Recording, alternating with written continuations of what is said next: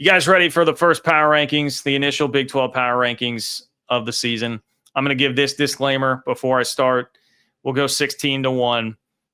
Before I start, I'm doing this predominantly based on this is what I think of the team in a vacuum. So I'm not really taking into account like schedule on this one. Or as we get into the season,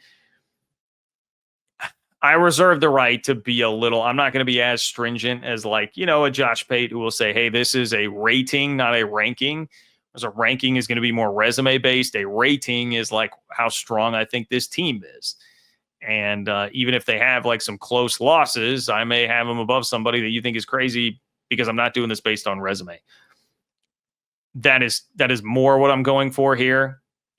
For instance, right now, I'm not factoring in schedule. Right? I'm not factoring in schedule, which is a real fool's errand anyway. We probably put too much into that at this time of year. See what happened with the Big 12 standings last season.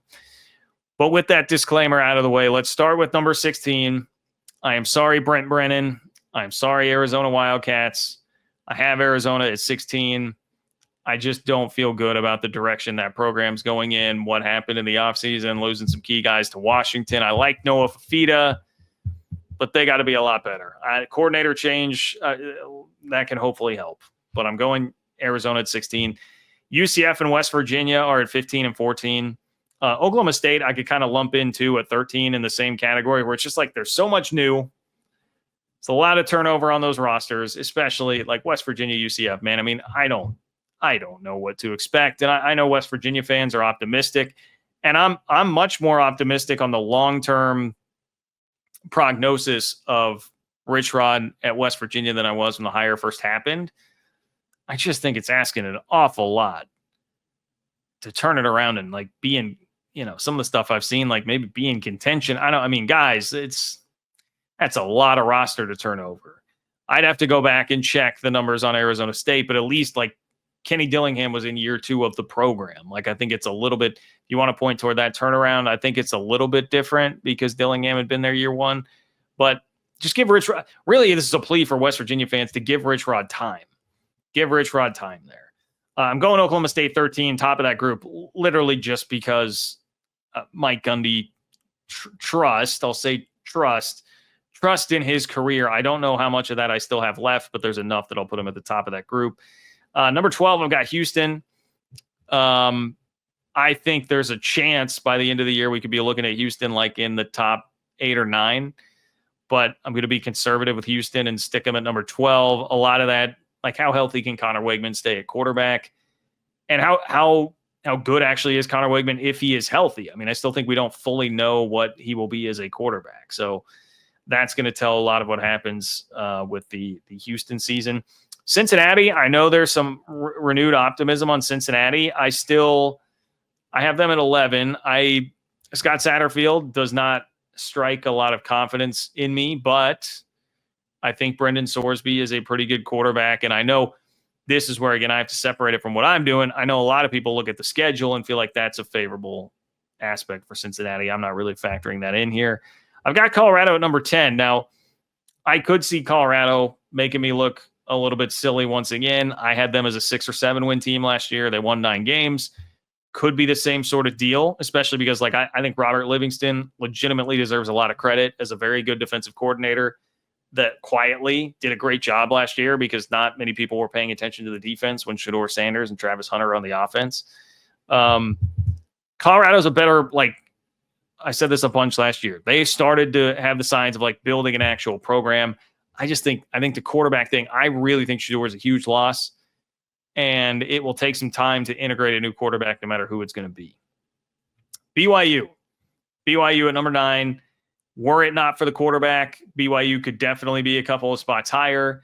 As much as I love Bear Bachmeier, I love the talent there. As I said, that can also lower your floor for this year while improving the ceiling for the future of the program.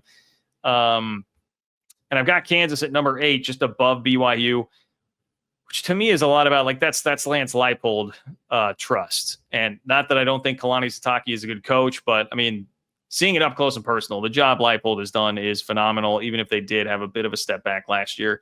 And also, they took care of what I think was a big part of the problem early on in the year, and they they do not have the same offensive coordinator. So I think that will help.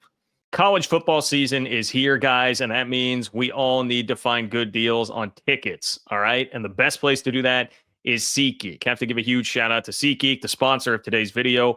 With over 28 million downloads, SeatGeek is the #1 rated ticketing app. There are over 70,000 events listed on SeatGeek. So obviously, college football is covered, but if you're a music guy like me, it's perfect for concerts. I'm buying a ton of concert tickets this fall. And I tell you what, I have my eye on those Holy War tickets for BYU and Utah coming up as well. And man, all you got to do is open up the app. It's perfect. You can go check what's going on here, find the green dots in the seat. That means they're good deals. Red dots, maybe not so much, but SeatGeek will help you find the best deals on seats depending on where it is that you are trying to sit. They're each rated on a scale of 1 to 10. Every ticket is backed by their buyer guarantee. And you guys know I'm here for you. I've got a code for you. Code Kurtz gets you $20 off your tickets. Again, that's code Kurtz for $20 off tickets at SeatGeek. $20 off your first purchase with promo code Kurtz. Make sure you just click the link in the description to download the app and have that code on hand and ready to go. Guys, I'm here to help you out. I've got your back. Hit up my friends at SeatGeek. Kansas, though, only 12th in the league in returning production. Lost so much at receiver and defensive back. That's what's holding them back to me from being higher on this list. Utah, #7. There was probably a time in the offseason, like very early on in the spring, when I was thinking, like, man, I could have Utah like in the top 3 or 4. I've cooled just a bit on that, and really it's thinking about Devin Dampier, who was, I think it was 12 touchdowns, 12 picks last year. And that was at New Mexico, right? That's in the Mountain West. This is the Big 12. Now I'm doing my Dan Hawkins. This is Big 12. This is the Big 12. Different deal. I think they will run him a lot. I think he's a fabulous runner, a fabulous athlete, but Utah knows all about quarterback injuries. Like, will he stay healthy doing that? How does that hold up over the course of a season? And I know with Isaac Wilson still there, they've got a little bit more backup at QB, but he'll be a year older. It's not going to be as bad as last year. To me, it still feels like 8-4-ish for Utah. TCU, I'm going #6. I think Utah has a much better coach. Nothing against Sonny Dykes. Yes, I understand he coached in a national championship game. I would take Kyle Whittingham every day of the week and Sunday over Sonny Dykes as my coach, but I do think TCU has a better roster and a roster that I would trust more. Trust Hoover more than Dampier at quarterback for sure. Texas Tech is coming in at #5. If we were going just based on like sheer talent, if you're going on NFL talent, certainly if you're going on, I know Tech's been touting the amount of guys on the Senior Bowl watch list. Texas Tech would be probably #1 in the league. I wonder about quarterback. I wonder a little bit about head coach. And I wonder about cohesion when you're incorporating as many new guys as you are out of the portal. So I'm leaving Texas Tech at #5. I would also mention one thing that gives me some pause with Tech. They were 6-1 in one-score games last year. That could bring you back down to earth if that axis starts to tilt a little bit the other way. But hey, if you have better players, it won't matter. Maybe you won't be in as many close games. K-State at #4. Iowa State at #3. Anybody who's listened to the 3 Ma podcast is pretty aware of my stance on that. It's basically just like, hey, I think both teams are pretty good. I need to see it from Avery Johnson. I have seen more from Rocco Becht to this point in his career. Yes, throwing to 2 NFL wideouts who are gone. But the bottom line to me is Iowa State's won this game for the last 5 years. Like, Matt Campbell has had K-State's number. And until I see K-State actually do it, I'll take that game as the difference between both of those teams this year in the standings. And I'll have Iowa State at 3. And then Baylor and Arizona State are still my 2-1. That is still my Big 12 championship game. Okay. I love Baylor. I love the offense. They were already that close. You knocked down a pass in Boulder. You're playing for a Big 12 championship last year. Sawyer Robertson is a total stud. Dawson Pendergrass injury, yes, I do think is a big deal, especially like Baylor really needs that running game to hum. Bryson Washington is awesome. They've got the MVP of the Army All-American game coming in at running back too. Maybe just speeds up that timeline a bit. I think Baylor's defense will continue to improve. Even if it's not great, I think Dave Aranda is a good enough defensive mind to get them at least closer to average this year. I think that'll help them take a step forward. And then Arizona State, look, I'll give them the benefit of the doubt. Returning champs, a lot coming back. Returning quarterback Kenny Dillingham appears to be a star as a head coach. And as crazy as this is, because yes, they lost Cam Scadaboo, who had 40%, it was like 39% of the offensive yardage.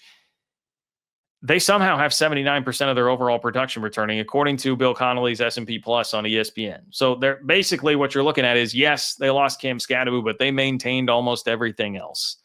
And that will be massive for Arizona State this year. They're going to get the benefit of the doubt from me in starting in the number one, the pole position of the initial Big 12 power rankings. So there you go. There you go. There's the first Big 12 power rankings of the season.